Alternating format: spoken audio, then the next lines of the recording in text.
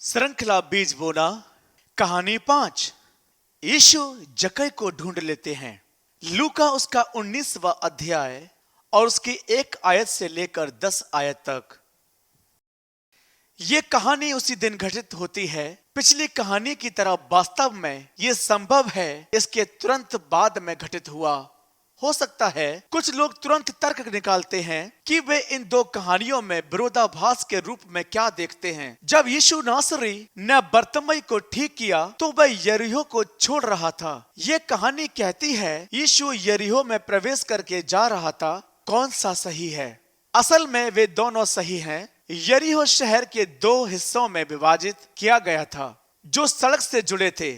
पहला हिस्सा मुख्य रूप से आवासीय था, दूसरा हिस्सा व्यापारिक या व्यवसायिक जिला था। बर्तिमई सड़क पर भीख मांग रहा था जो शहर के 2 हिस्सों से जुड़ी थी।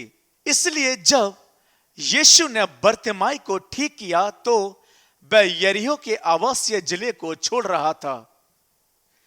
यह कहानी तब घटित होती है जब यीशु और उसके चेले यरीहो के व्यापारिक जिले में प्रवेश करते हैं और गुजरते हैं। इस कहानी का मुख्य पात्र एक कर संग्रह करता था जिसे आमतौर पर पब्लिकन कहा जाता है। पब्लिकन यहूदी थे जिन्होंने रोमन सरकार के लिए अपने साथी यहूदियों से एकत्र करते थे।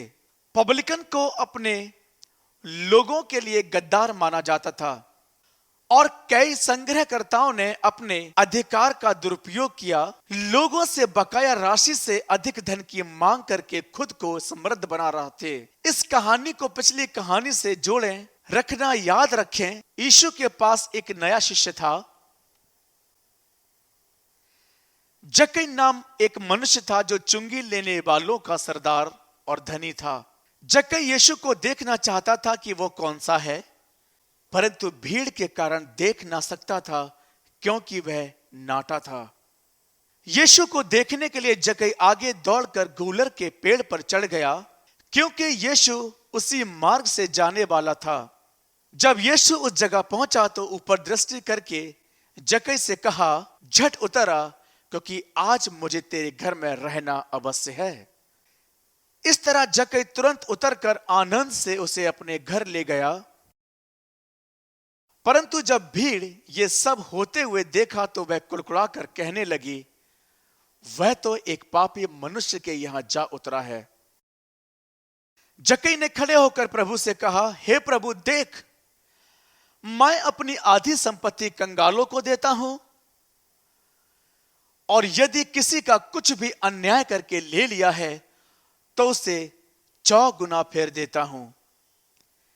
और यीशु ने जक्कई से कहा, आज इस घर में उद्धार आया है, इसलिए कि यह भी अब्राहम का एक पुत्र है, क्योंकि मनुष्य का पुत्र खोए हुओं को ढूंढने और उनका उद्धार करने। श्रृंखला बीज बोना। कहानी 5। यीशु जक्कई को ढूंढ लेते हैं। लूका उसका 19वां अध्याय और उसकी 1 आयत से लेकर 10 आयत तक।